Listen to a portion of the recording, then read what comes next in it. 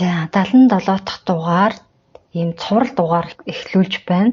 77-гийн 1 2 3 гэд ингээд ороод явчих байгаа шүү. За ямар юуны тухай вэ гэхээр өмнөх насаа сандаг. За тийм хүмүүс дийлэнхтэй хүүхдүүд байдаг те. Бидний амьдралд ч гэсэн нэлээд тохиолдож байдаг. За ийм хүүхдүүдийн кейсүүд тохиолдлуудын талаар цувралаар ярих байгаа. За тэгээд цувралаа эхлүүлэхдээ өмнөх насаа санаж байгаа энэ хүүхдүүдийн дунд хийсэн судалгааны талаар та бүхэндээ ярих гэж бодож байна. За энэ мэдээлэл болохоор шашин судлалын Европын Академи гэдэг за ийм сайт дээрээс авсан мэдээлэл 22 онд нийтлэгдсэн юм байна. За энэ нийтлэлээр бол дэлхийн ямар ч шашинд энэ өмнөх нас болоод дараа төрөлт гэсэн ойлголт бол байдаг. Энийг бол бид бүгд бас сайн мэдж байгаа тий. Будда байна уу, дао байна уу, хинди, еврей, христ гэд бүгдээр нь бол ийм ойлголтууд байгаа. Тэгээд Европын нийт хүн амын 25% нь энэ өмнөх амьдрал дараа төрөлт бол итгэдэг байх нь байна. За шинжлэх ухааны талдаа гэх юм бол парапсихологийн салбарт яг академийн төвшөнд судалдаг ганц институт байт юм байна. Тэр нь болохоор Виржиниагийн их сургуулийн институт нь 1967 онд доктор Ян Стивенсон гэдэг хүний удирдлагын доор байгуулагдаад өмнөх насаа санаж буй 2500 хүүхдүүд дээр тохиолд судалгаа хийсэн байна. 67 оноос гэдэг чинь одоо бараг 60 жил болж байгаа гэсэн үг шүү дээ. Энэ судалгаан дээр хүүхдүүдийн дийлэнх нь 2-4 наснд анх өмнөх амьдралынхаа талаар ярьж эхэлсэн байт юм байна. Тэгээд 6-аас 7 насны орчимдоо яриа болдог. За дийлэнх нь буюу 75 орчим хувь нь өөрийгөө яг яаж нас барсан тухай санаж идэг байх нь. Тэдний 70% нь ямар нэгэн золгүй явдлаар өгсөн байдаг гинэ. Одоо гинтийн дайралтанд өртөх ч юм уу, эсвэл осол аваард орох ч юм уу, алуулах ч юм уу, ийм гинтийн тохиолдлоор бол нас орсон байт юм байна.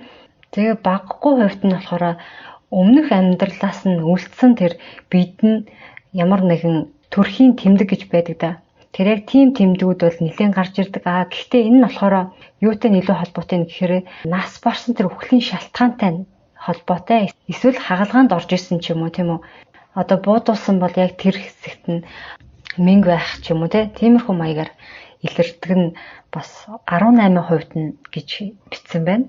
Ингээ харахаар дийлэнх нь өөрийнхөө үхлийг санаж идэг байх нь. Бүр нэг охин гэсэн байгаа намайг ингээд ээж маань гисэнд байхад одоо аборт хийлгэсэн гэж хүртэл хэлсэн байна. Хүүхдүүдийн дийлэнх нь яг үхсэн тэр шалтгааныхаа дагуу сэтгэл зүйн хувьд ийм айдастай байдаг юм. Жишээ нь усанд живж үхсэн хүн байх юм бол тэр хүүхэд уснаас илүү айдаг байх ч юм уу. Эсвэл өндрөөс унж нас орсон хүн байх юм бол тэр хүүхэд өндрөөс өөрөө ирэхгүй айдаг байх жишээ нь. За энэ хүүхдүүдийн үхээд эргэж төрсэн тэр хугацааг нь ингээд судлаад үзэхээр 15-аас 16 сар дийлэнхтэй байна гэж байна. Тэгээ 2500 хүүхдээс бол хэдэн зуун хүүхдэн жишээ нь нас бараад тэгээд эргэж төрөх завсрын хугацаанд юу болсон талаар бас санаж исэн байна. Жишээ нь 1100 хүүхд донд 69 нь болохоор өөрийн оршуулгыг тэр оршуулга дээрх нарийн ширийн тийм деталь зүйлийг хүртэл санаж исэн байгаа. За 112 нь болохоор өөр тийм орон зайдад байгаа буюу одоо бидний хар завсрын гэх юм уу, эсвэл тэр деважанд хам гэх юм уу, за тийм завсрын хэсэгт байгаагаа санаж исэн байх нь. 45 нь болохоор яг ингэж үр тогтоод төрөх хооронд тэр процессыг санаж исэн байх нь. Үр хөврөлд явагдаж байгаа тэр хугацаа гэсэн үг шүү дээ, тий.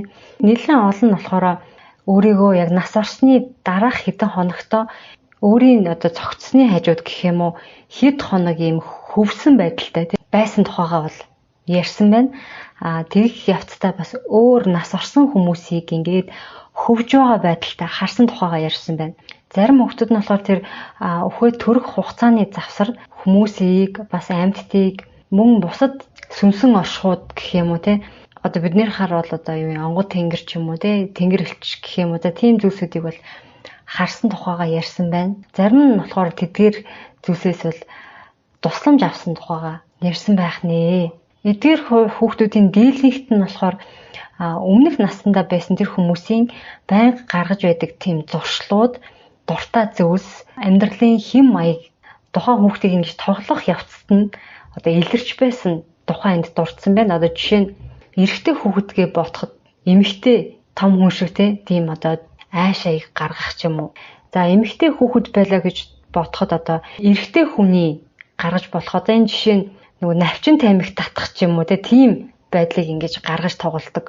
Өмнөх амьдралаа ингэж дурсан санаж байгаа энэ хүүхдүүдийг бол хид хидийн янзаар бол тайлбарлаж болохын ээж аав нь зориудаар зохиогоод тийм олонний анхаарлыг татах гэж энэ хүүхдээ ингэж ашиглаж гин гэж бас зарим хүмүүс хэлж болохын. Зарим нь бол хүүхдийн өөрийнх нь нөгөө төсөөлөн бодох, ургуулах тэр зүйл нь гэж бас хэлж болохын.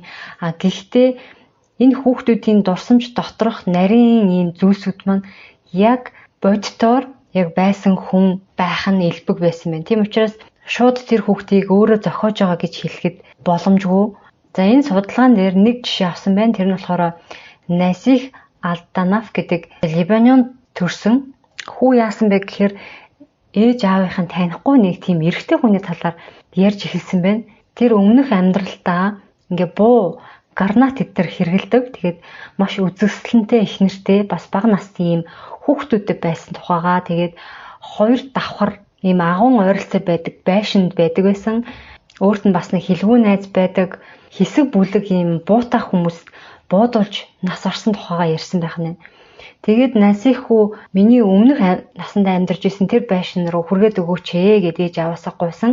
За тэр нь 10-аад бэрийн зайтай тийм газар байсан учраас ээж аав нь дагуулад явсан. Үнэхээр тэр хүүхдийн дүрсэлж байгаа шиг тийм газар байсан. Тэр дүрсэлж байгаа байшингийн ч болсон. Ингээд очиход тухайн байшинд Фауд гэдэг нэртэй залуу яг л Насих хүүгийн дүрсэлж байсан шигээр нас орсон болж таарсан. Ингээд нас орсон Фауд залуугийн бэлэвсэн эхнэр нь тэр Насих хүүгээс асуусан байна л да. Энэ гэрийн одоо орц үүдийг ямар хүн хийсэн бэ гэж асуусан чинь Насих хүү Фараж гэж залуу энэ үүдийг хийсэн гэд хаалга хийсэн хүнийх нь нэрийг мэдчихсэн. Тэгээд гэртээ яг хаана өөрийнхөө бууд тэр зэвсгийг хадгалдаг байснаа яг зааж өгсөн байгаа юм. Ингээд хэлэхэд тэр Фраудын төрсөндөө тэр Насих хүүгээс тэр ах нь өөрт нь ингээд Чехээс авчирсан нэг тийм Чеки 16 гэдэг ийм буу бэлгэлж исэн байна л да. Тэр бууг ингээд өөр буугаар солиод чи надад энэ бууг ингээд Чехээс авчирч өгсөн штэ гэдгсэн чинь тэр хүү үгүй наад буу ч юм биш өөр буу ах хэвээр гэж хэлсэн байна. Энэ ийм нарийн зүйлсүүдийг яг тухайн гэр бүлийн тухайн хүмүүс л мэдхээр тийм зүйлс. Тэр хүүхдийн ээж аав одоо судлаад ч юм уу эсвэл өөр ямар нэгэн хүмүүс судлаад тэр хүүхдэд хэлээд за чи энийг ингэж хэл. Тэгээ тэнд очиод тиймийг ингэж ярмаар гэсэн юм бол байх боломжгүй ингэж харагдсан байгаа юм. Энэ 2500 хүүхэд донд дийлэнх нь яг ийм байдалтай. Зөвхөн тухайн нэг хүний ч юм уу тухайн нас бардаг хүн болоод өөр нэг хүний ч юм хоёрхан хүний мэдэх зүйлсүүдийг тэр одоо хүүхдүүд мэдчихсэн гэсэн үг. Тэгэхээр энийг бол шинжлэх ухааны энэ байдлаар бол тайлбарлах боломжгүй байгаа. За энэ судалгааг хийсэн энэ институтэнд дүгнэхдээ хүний ухамсар ямар нэгэн байдлаар үхсний дараа хадгалагдаад дараагийн хүний бид шилжих юм боломжтой гэж бол дүгнсэн байна. Тэгэхээр одоо орчин үеийн шинжлэх ухаанаар энэ оюун санаа зөвхөн тархинаас гардаг гэж бол үздэг бол тийм биш болж таарад байна. Тэгэхээр зөвхөн тархинаас гардаг гэдэг энэ үзлээ арай өөр өнцгөөс бас судлах хэрэгтэй юм болов уу гэсэн за ийм дүгнэлтээр бол энэ нийтлэл бол дуусж байна. За анх удаа сонсож байгаа сонсогч байх юм бол энэс хойш ярих юмнууд нь бол миний одоо тархинаас ч юм уу гараад байгаа юм бол биш. Монголчуудын гаргасан за энд гаргасан номнууд нь бол ямар нэгэн зохиогчтой биш. Онгодууд яриад бичүүлсэн гаргасан тэр зүйлийг эмхэтгсэн байгаа. Тэрийг нь би уншаад та бүхэнд хүргэж байгаа шүү. Тэгээд итгэхгүй нь мэдээж та бүхний хэрэг. Өнөөдрийн за ярих сэдвийг болохоор Сүнс ба сүнсний ертөнц золоод Номтын тэнгэрийн 33 баатар гэсэн хоёр номон дээр байсан мэдээллийг та бүхэнд хүргэж байна. За тэгэхээр өмнөх амьдрал, дараах амьдрал гэдэг дээр бол бид нэг сүнс гэдэг зүйлийг яриад байгаа тий. Онгодуудын яриагаар яг сүнсийг юу гэж тайлбарсан байдаг вэ? Гэтэхээр зөвхөн сүнс ч биш. Хорвоо ертөнцид байгаа харагдахаас харагдахгүй хүртэл бүх зүйлсийг мэдээлэл гэж байгаа. За бид нар бол харагдаж байгаа зүйлсийн мэдээллийг бол хэмжиж болдог тий. Шинжлэх ухаанаар бид нэр тэгвэл харагдахгүй байгаа зүйлсийн мэдээллийг хэр хэмжиж чаддаг болсон бэ? Хэр мэдэх вүлээ? харагдахгүй байгаа зүйл жишээ нь дуу чимээ байна тийм үү?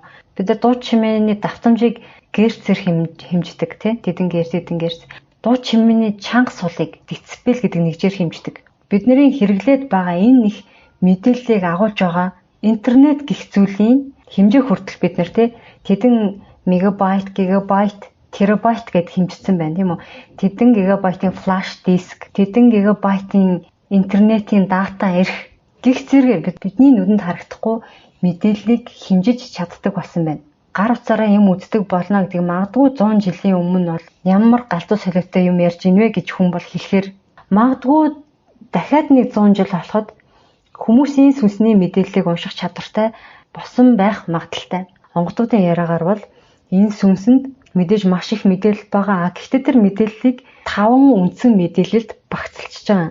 Энэ бид цусны систем гэж байна тийм үү? Тэгэхээр хаана нь ямар хэмжээний судас байх вэ? Тэргээр цусгүйгээд хаашаа очих вэ? Элгэнд очиод, бөөрөнд очиод ингэнгүүтээ зүрх нь ингэж тэдэн секунд юутай шахна гэдэг. Энэ бүх мэдээллийг буюу цустай холбоотой мэдээллийг агуулсан хэсгийг бол цусан сүнс гэж нэрлэдэг байгаа. Ястай холбоотой буюу ясны эдис яаж төлжөөд 2 гартаа байх юм уу, 3 гартаа байх юм уу гэдгийг одоо шийддэг. Ястай холбоотой мэдээллийг ясан сүнс гэж багцалчихж байгаа. За тэгээд бид нар төрөхдөө гидсэндээ бол бид нар чи амьсгалдгүй байсан шүү дээ. Тэгээд гарч ирэхдээ өөрийн мэдлгүй амьсгалаад ээжийнхээ мөмийг яаж иж байгаад олоод хөгчдөг тийм үү. Тэгэхээр бидний энэ өөрийн мэдлгүй хийдэг энэ үйлдэлүүдийг байнга бодоод байдгүй хэрнээ хийж чаддаг тийм үү. Энэ мэдээллүүдийг бол агуулсан хэсгийг үүлийн сүнс гэж нэрлэж байгаа юм билээ. За энэ 3 мэдээлэл байхад бол ерөн бол хүн гэдэг зүйл бий болчихно. Яалтчгүй 2 гартаа, 2 хөлтэй, 2 нүдтэй, нэг амтай харахад бид нэр хүн гэж нэрлэдэг ийм зүйл бол бий болох бүрэн боломжтой. Яг энэ 3 төрлийн мэдээлэл сүнсэнд байхад бол хүн гэдэг зүйл бий болчихно. Харахад бүр яг ижилхэн юм робот шиг яг ижилхэн юм хүмүүс бий болох боломжтой. Бид нарыг яагаад бие биенээсээ тэс өөр дахин давтагдшгүй болгоод байгаа вэ гэхээр бидний эцэг их өвгдээцийн одоо тэр мэдээлэл агуулсан сүнс гих зүйлүүд бол алга болтгүй байх нь шүү дээ. Бас оргуу хоосноос бүрэлддэггүй гэж байгаа юм чинь биднийг тэдгээр одоо өвгдээцүүд маань өөр өөрсдийн мэдээллүүдийг цуглуулад ингэж бүрэлдүүлдэг байх нь. Тэр нь махан сүнс тэгээд амин сүнс гэдэг мэдээлэлтэй багтана. Дээрэс нь бидний өмнөх төрөлтүүд давтагдшгүй мэдээлэл нэмэгдэж энэ 5 нийлжиж нэг юм бие хүн бий болж байгаа учраас хоорондоо дахин давтагддаггүйгээр хүн болж ингэж үүсдэг байх нэ. За энэ 5 сүнсний талаар згийг бол ярьсан дугаарууд байгаа. Линкэн дээр тавьчих. Тэгэхээр энэ сүнсэнд байгаа өмнөх наснуудын өвгдээцийн маань энэ мэдээллүүдийг нийтд нь бид нэр даал тухамсар гэж бас нэрлэх нь байдаг. Бид нар хүүхэд байхдаа бол холбоотой байд юм байна. Нас явах тусам тэр холбоо нь тасарчд юм байна. Гэхдээ хинч хүсвэл эргээд тэр мэдээлэлтэйг холбогдож болно. Тэр их мэдээллээс мэдээлэл авах боломжтой. За яаж энтэйгээ холбогдохын талаар бас цуврал дугаар хийсэн байгаа. Тэрийг бас линкээр үлдээчээ. Тэгэхээр яах нь вэ? Бидний энэ мэдээлэл чинь дараагийн биедл мэдээлэл болж очивол яг тэр мэдээллийн дагуу яадаг байх нь вэ? Тэр ясан төлжөөл, цусан төлжөөл, үйлдэлээ хийгээл өөр өөрийн гэсэн авиас чадвартай байгаад өөр өөрийн гэсэн онцлогтой, зоригтой юм хүмүүс дараагийн төрөлд бий болдог байх нь. Тэгэхээр тэр мэдээлэлээ санаж идэг нь тийм их бас биш юм байна. Санах бол бид нар бүрэн боломжтой. За тэгэх юм бол хүн заавал өгч вэж тэр сүнсний мэдээлэл дараагийн бие рүү шилжих юм уу? Та нар тэгж өөрсөөсөө асууж үзчихсэн. Бид нар ерөн бол бодохдоо тэгдэгтэй заавал нас орж иж тэр мэдээлэл шилждэг гэд. Миний гар утсанд байсан мэдээллийг нөгөө хүн рүү бид нар хэдхэн секундын дотор л мэйлэр ч юм уу мессенжерээр ч юм ингээд зураг мургаар явуулдаг штэ. Тэгэхээр би бол өөрийнхөө мэдээллийг тийшээ хуулбарлаад явуулчих болж байгаа юм. Орвонгоор нь аваад тийшээ явуулахч бас тохиргоо байна тий. Тэгэхээр бид нэр өөрснийхөө сүнсэндх мэдээллийг өөр хүн рүү шилжүүлэх боломжтой юу? За онгодууд бол яг энэний хувилбар гэхдээ онгодууд бол аль хэдийн нас орсон хүний одоо мэдээлэл байгаа. Тэгээд хүн дээр тэр мэдээлэл орж тэр биеийг удирдах ингэж байгаа байдлыг бол бид нэр сайн мэднэ. Ялангуяа монголчууд бид нар бол маш сайн мэдж байгаа. За тэгэхээр заавал хүн нас орчаад тэр мэдээллийг шилжүүлэхгүй амьд байхдаа шилжүүлэх боломж байна уу? Тэгэхээр энэ хүүхдүүдийн одоо дараа төрлөө олсон тохиолдол нь болохоор дунджаар 15-аас 16 сар гэж байна. Тэгэхээр энэ хугацаа нь маш богинохон болсон нэг тохиолдол байна. Бараг амьд байхдаа шилжүүлсэн гэмээр тийм тохиолдол. Энэ бол хамгийн одоо олон танигдсан юм хүлээн зөвшөөрсөн гэх юм уу юм тохиолдол байгаа. Яг энэ одоо тохиолдлын талаар дараагийн дугаар дээр ярив. Магадгүй заавал өгсөн хойно тэр мэдээллийг дамжуулах биш, амьд байхдаа тэр мэдээллийг дамжуулах боломж байж болох юм гэсэн бодол төрсөн. За тэгээд энэ хүртэл сонсонд баярлалаа. Та бүхэнд зарын чанартай нэг юм хэлэхэд яг цэвэр үхрийн махаар бид нар гэртээ яаж хийдгүү яг тийм маягаар хийдэг, ихчвэдэг. Тэгээд би байнга захиалж авдаг, байнгын үйлчлүүлэгч нь учраас энэ хичээгээ дэмжиж та бүхэндээ бол санал болгож байгаа. Тэгээ надад юу намар байдгүй гэхээр би гэртээ махаа татаад ингээ буудаад зэмбэх тэр цаг хугацаа тэр махны үн энэ тэрэг яг бодоод үсэх юм бол бараг л надад бол юм дүндээ дүн болчдөг. Нэг чинь хийсэн бууз нь 1 кг нь 20 мянга гэж байгаа. Тэгэхээр өөрсдийнхөө цагаан сарын буузыг хийж амжихгүй байгаа залуу гэр бүл эсвэл ээж аваахаа буузнаас хилцэж амжихгүй байгаа бол найдвартай яг л гэртээ яаж хийдгүү тэр аргаар чинь хийдэг. Энэ должингээд ихчид маань захиалга өгөх боломжтой байгаа шүү. Та бүхэн захиалгаа өгөх бол би доор дээжигээд Facebook хаягтай байгаа. Та бүхэн мессеж бичиж жагаад захиалах хэмжээгээ тэгээ хугацаагаа ярилцаад ингээд захиалчаарай. Савлгаа нь бол 5 хэлтэй. Тэгээ 5 хэлээр бол хүргэх боломжтой. Маш сайхан юм шүлтэй. Тэгээд шүлэнд нь одоо дэлгүүрийн бууз болохоор ингээд дийлэнх нь бараг 60-70% нь тос байдаг шүү дээ, тий. Должин ихчих болохоор тийм их өөх хийгээгүй. Яг шүлөөрөө байгаа. Нэг 10-20% л тос байгаа байх. За тэгээд өнөөдрийн дугаарыг ингээд өндөрлөе. Дараагийн дугаарыг ойрхон оруулнаа. 4 өдөр багтаагаад оруулах гэж бодож байна. За тэгээд дараагийн дугаар хүртэл түр баяртай.